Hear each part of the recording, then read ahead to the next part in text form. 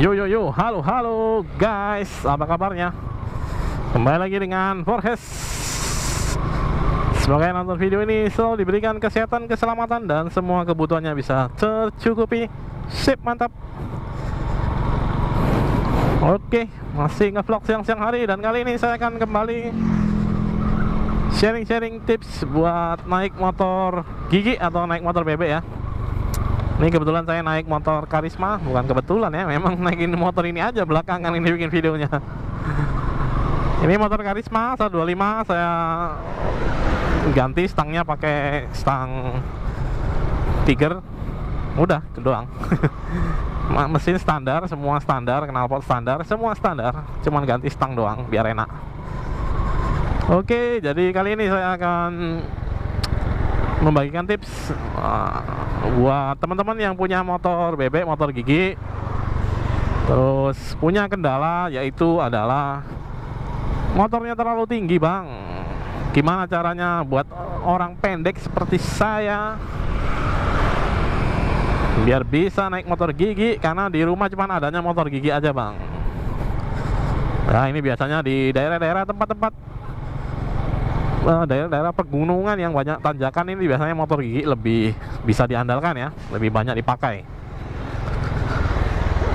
Terus juga kalau daerah-daerah tertentu, misalnya di kampung-kampung, biasanya motor gigi ini juga cukup banyak digunakan karena ya yang pertama pastinya karena ini bisa ini ya, lebih tangguh daripada motor Matic. Untuk kelas yang sama ya, kalau entry level ya Maticnya entry level juga. Oke, langsung saja tanpa banyak cang-cing-cong. Uts, anak sekolah baru pulang nih.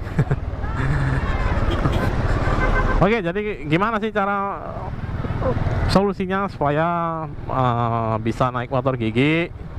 Karena kakinya mungkin nggak napak ke tanah ya. Nah, ini juga saya udah pernah alamin di pengalaman saya naik motor yang pertama kali yang jatuh itu, karena saya nggak bisa napak ya dari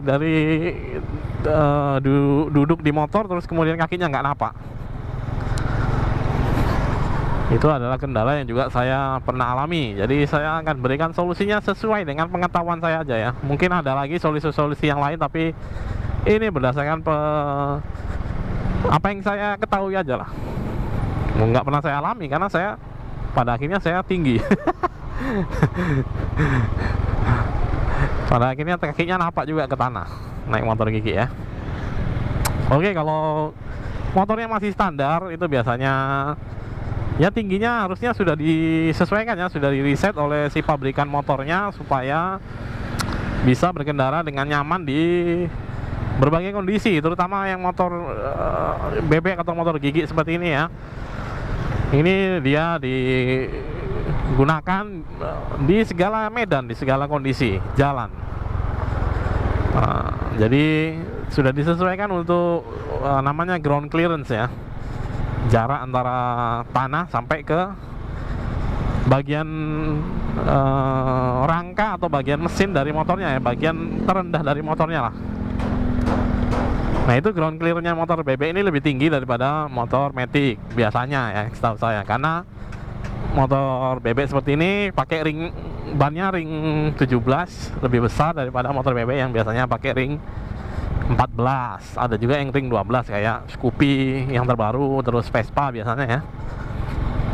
Jadi dari ground clearance-nya mungkin itu salah satu keunggulan ya. Jadi kalau mau pendekin bang, supaya saya yang pendek ini bisa juga naik motor bebek. Jadi solusinya adalah yang pertama bisa yang paling mudah lah ya, yang paling mudah dulu ya. Yang paling mudah yang nggak keluar uang terlalu banyak, yaitu adalah dipapas joknya. Jadi joknya, nah ini joknya kan tebel nih. Nah, dipapas, ditipisin istilahnya ya, dipapas. Itu bisa ke tukang jok. Terus ya konsekuensinya kalau joknya harusnya empuk karena dipapas dengan ketebalan yang pas gitu ya, supaya bisa enak dikendarai. Yang pastinya konsekuensinya joknya jadi keras. Joknya jadi keras. kakinya napak, joknya keras, duduk nggak enak. Jadi itu salah satunya adalah mapas jok. Nah ini biasa dilakukan di tukang jok, nggak bisa di bengkel ya. Kalau mapas jok harus di yang bener-bener tukang servis jok, jok motor, jok mobil bisa biasanya. Terus solusi yang kedua adalah dengan cara ini yang lebih, jadi yang tadi murah ya biasanya ya. Yang ini lebih mahal lagi adalah dengan mengganti shock breakernya. Jadi shock breakernya bisa diganti ya pakai yang murah-murah. Bukan yang murah-murah ya, maksudnya pakai yang standar juga bisa, cuman dipendekin shock breakernya. Bisa shock breaker depan, kalau shock breaker belakang itu biasanya diganti ya, ganti dengan yang lebih pendek. Misalnya nih motor Karisma, shock breakernya ukurannya 340 mili yang belakang. Nah kalau mau dipendekin atau diceperin, ganti yang ke 330 atau yang 310. Tapi nggak tahu apakah itu akan mentok dengan ban belakangnya. Nah ketika udah ganti shock breaker yang belakang terutama, ya itu ganti juga ininya, peleknya. Jadi shock breaker belakang itu biasanya kalau terlalu pendek kan jadinya bannya nanti kena ke si kolongnya ya, kolong motornya, jadi ya ribet lah. Tapi ya ini saya kasih solusinya ya. Saya bredel solusinya. Ini yang sesuai yang bisa saya pikirkan aja ya.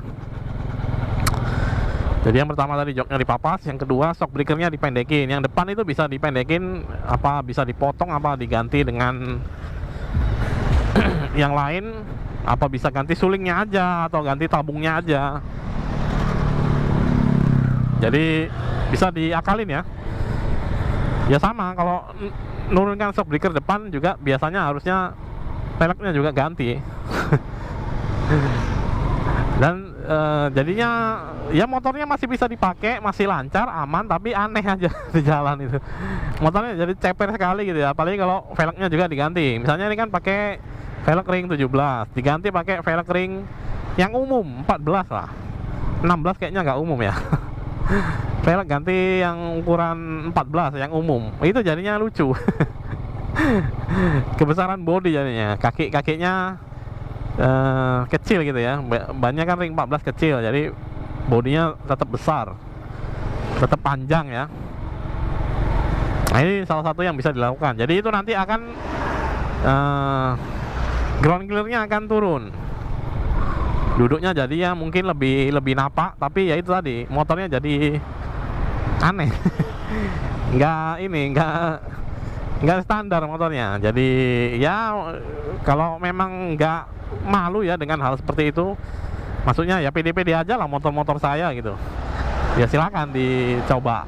Tapi ya itu tadi, kalau untuk ganti shock sendiri atau mendekin shocknya, diceperin gitu ya istilahnya, ya itu lumayan sih ya, lumayan uangnya, lumayan biayanya. Terus sama kalau ganti pelek ya berarti keluar uang lagi.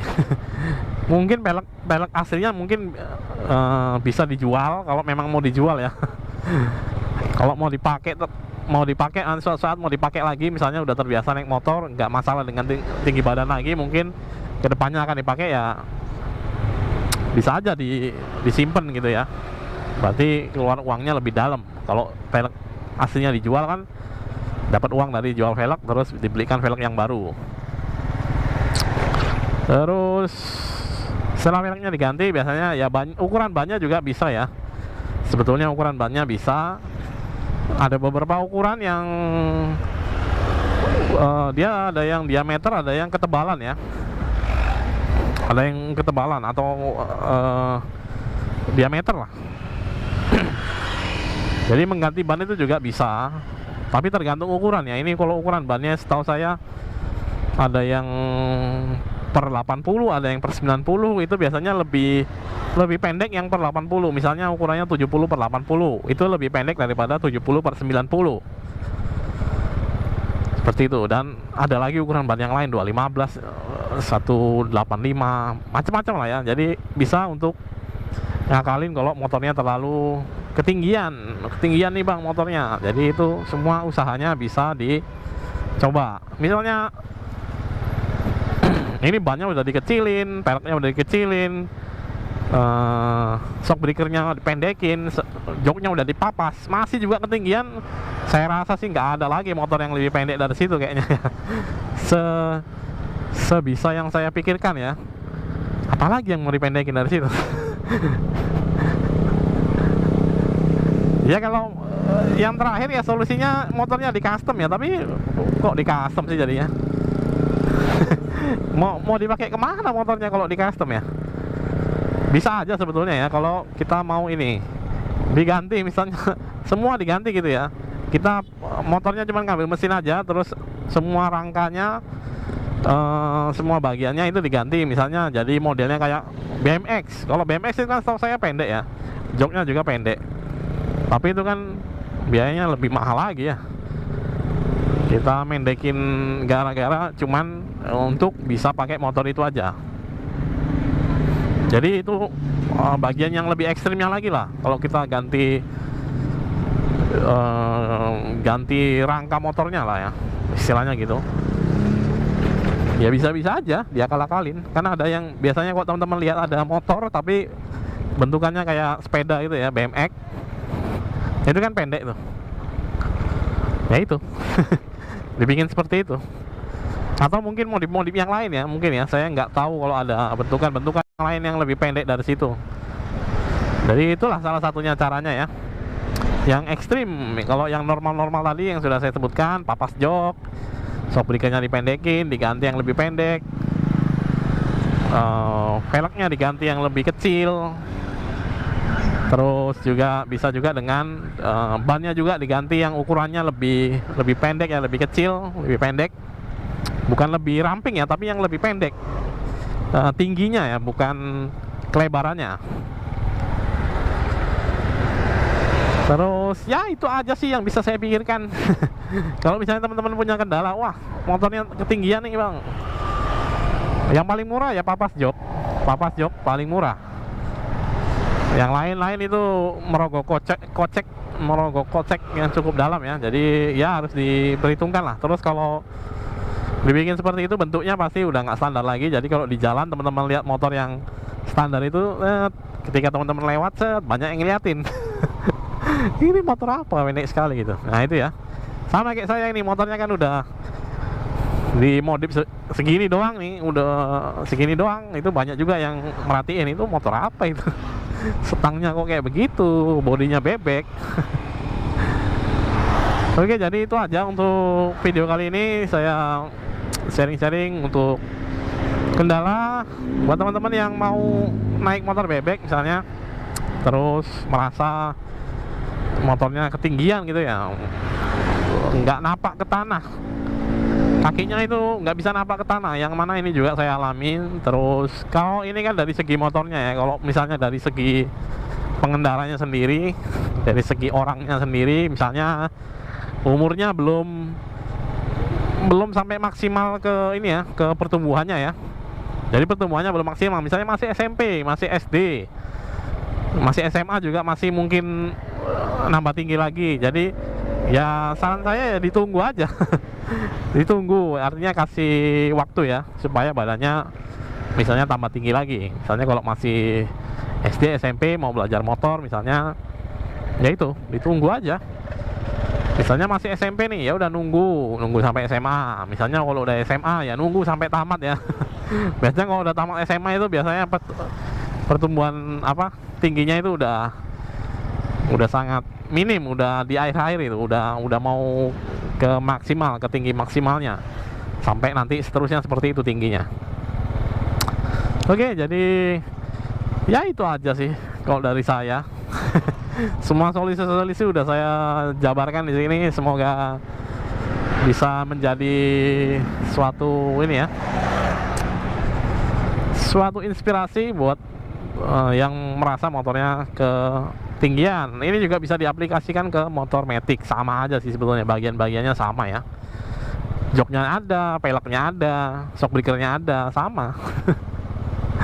Cuman kalau motor matic kan biasanya standarnya juga udah lebih pendek daripada motor bebek. Jadi biasanya cuman ganti beberapa part aja sebetulnya udah lebih pendek. Misalnya di papas jok juga udah kelihatan dia lebih pendek.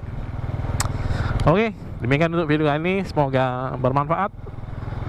Terima kasih sudah menonton. For his shine out, salam buang anda forever dan bye bye.